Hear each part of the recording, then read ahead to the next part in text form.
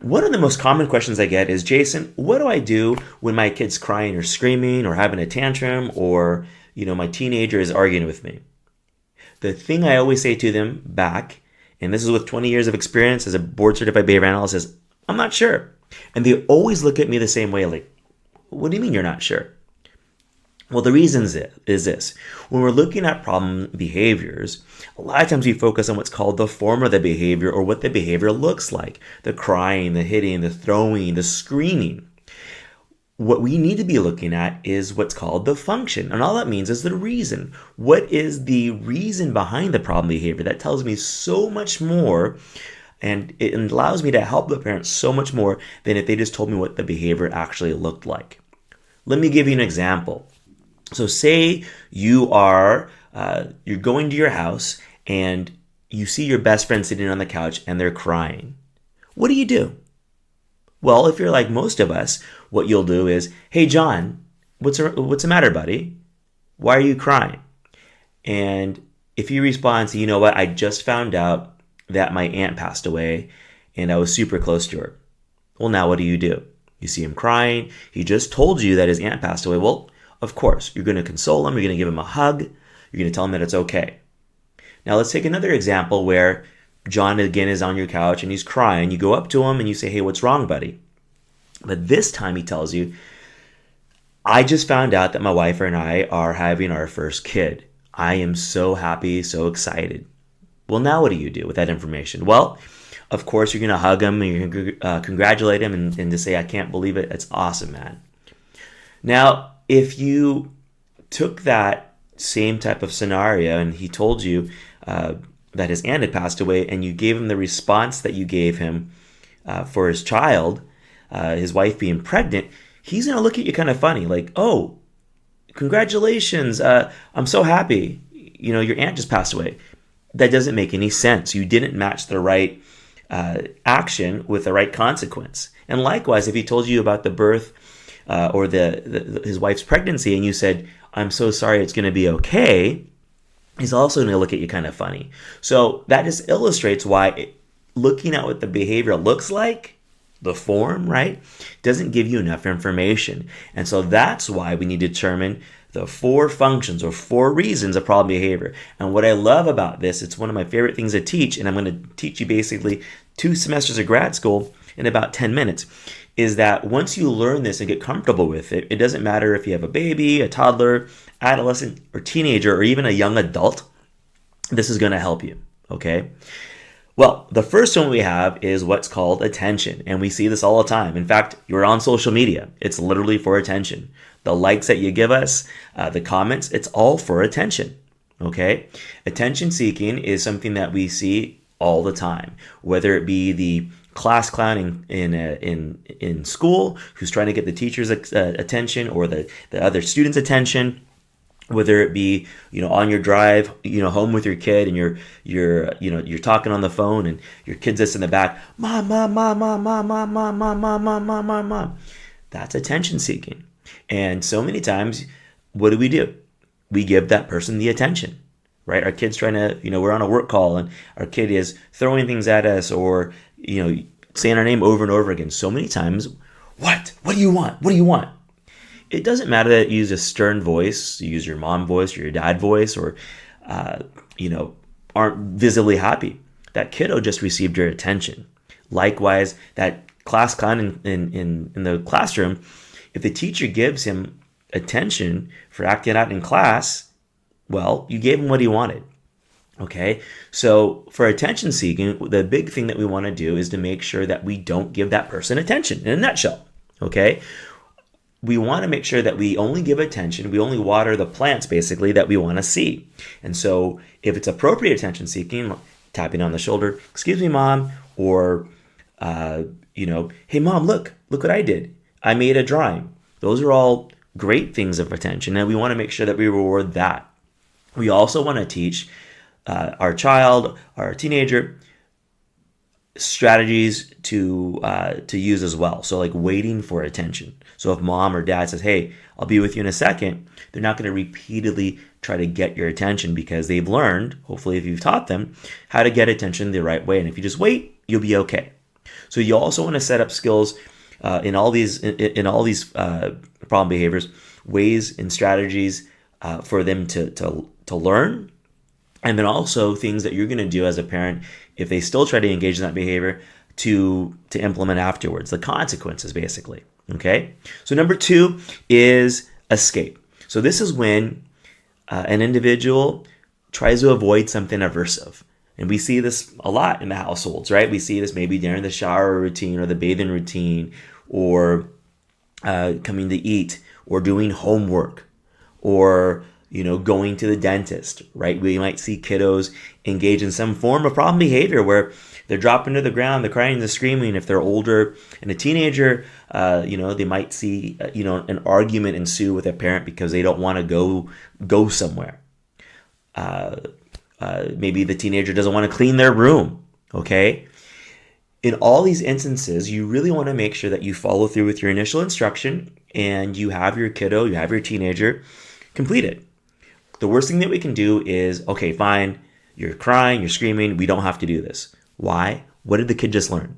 Well, if I do this long enough, or if I raise my voice, I don't have to do it. I get out of it. And that's not what we want, because the next time that you want your kiddo, your teenager to do something, I'm going to bet they're going to do the same exact thing. So we want to try to follow through and be as consistent as possible. One of the worst things we can do also is to give a timeout. Now, a timeout in other situations is fine, but if it's for escape, if it's for avoidance, basically, we don't want to give a timeout. Why? Well, here's an example. You tell your son to clean his room, and after 20 times of telling him to clean his room, he still doesn't do it, and you say, fine, you know what? I'm going to give you a timeout. Sit down over there. Say you give a timeout for 15 minutes. In those 15 minutes, what is your child still not doing? Exactly. Still not cleaning his room, and basically he just got a 15-minute break. And so the next time he doesn't want to do anything, he's probably going to do the same thing because it's sweet. I don't have to clean my room, and now I just get to sit here and relax. So basically what we want to teach is following through, but we also want to teach other skills as well for your kiddo to use that are more appropriate. So appropriate ways of escaping, maybe. Hey, can I get a break? Can I, have more time, right? So instead of, going to the dentist right away and they ask, hey, can I have 5 more minutes with this video game? Fine, right? So we want to teach them strategies as well to be okay, to make that transition to something they don't want to do better. So you always want to teach those types of skills as well, all right? And the third one is pretty common. We all see this. And so if you think about, any type of like grocery store, Target, Walmart, where is all the candy located? It's always located in the same spot. Yeah, you're right, in the front of the store. Okay. Now, I always tell parents this: when we're standing at eye level as adults, a lot of times what do we see? The mints and the gum, not the fun stuff, but a little lower, we see all that fun stuff for the kids: the chocolate, the Skittles, Starburst. Is that done on purpose? Absolutely. We've all been probably guilty of this, where your kid starts to ask for candy. We tell them no. We tell them no again. We tell them no 10 times. But then their problem behavior kind of escalates. They get crying, maybe screaming, being on the ground. People are looking. You can hear people whispering. And even sometimes the best parent, we're guilty where we'll give in. Fine, just this one time. But I'm not like this, and you're going to get trouble when we get home. The kiddo doesn't care that you raise your voice. The kiddo doesn't care that there's a consequence at home. What the kiddo cares about is they got their candy. They got what they wanted. And I'm going to bet the next time this happens, they're in the store, they're going to do the same exact thing because they learned it. They were accidentally taught it. So what you want to do in this situation, and in all situations where it's denied access, okay, we want to make sure that we don't give in. We don't give them what they want, okay? So we have escape, we have attention, we have denied access. And so other skills you need to teach your kiddo too is the wait. So maybe if, they can do something like, hey, we can go out, but we have to go out after dinner. All right. You teach them to wait. That's a skill to teach. Also, when it's just not available. So sometimes if it's raining outside, we can't go outside. If you told them that you can only have 2 cookies for dessert and they want a third, they have to learn to be okay when you say, I'll remember we only can get 2 cookies. So you want to teach them those skills as well to cope with basically being denied access. Okay. All right. So we have 3. The last one is sensory. And what that is the kiddo, the individual just does it because something about it feels good, right? It could be jumping around. It could be spinning. It could be scratching, right? I always tell this story about my oldest when he was younger. He had these 3 little bug bites, and it took forever for them to heal because all he would want to do is scratch them, okay? And so I tried so many things. I tried Band-Aids. I tried the second skin. I tried him, wearing gloves, and nothing seemed to be effective. And what really was effective, was teaching him what he could do. So basically, I didn't let him scratch, and I told him, hey, buddy, I'm not going to let you scratch that because it keeps, keeps bleeding. But what I will do is I'll let you do this. So instead of scratching like this right on the bug bite where it would open up the bite again, open up the wound, I would have him take 2 fingers and go around it. And what was nice about that, it still met that need for him while avoiding the kind of damage that it was causing. And so that's what you want to look at right there. You want to stop that problem behavior. It's related to sensory if it is impeding or, disrupting something, right?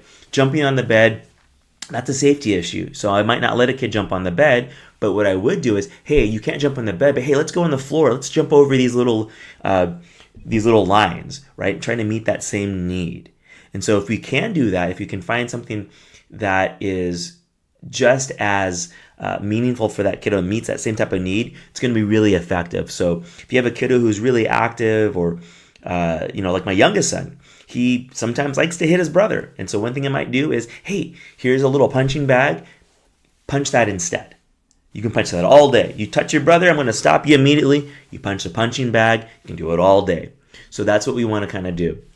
Other skills you can teach too are asking for that as well. So it's like, teaching my son maybe, hey, Dad, can I go punch the bag? Teaching that skill as well before the problem behavior even occurs. Okay? So again, we have attention, we have escape, we have denied access, and we have sensory. Remember to focus on what the behavior is trying to communicate, what the behavior is trying to get, rather than what it looks like. And that's going to really set you up for success as a parent.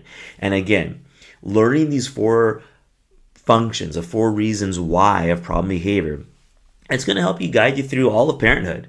From toddler to adolescence, teenage, to even young adults, okay? So for instance, your senior in high school is arguing with you because he got a C on his math test and you had an arrangement that if you got a C, you can't have the car on a Friday, and he's arguing with you.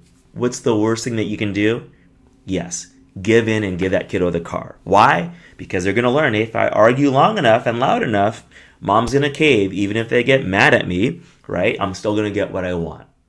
All right. So it's really important to identify which of the 4 functions, which of the reasons it is, and then act accordingly. And I guarantee you, the more that you practice it, it's going to be a lot easier.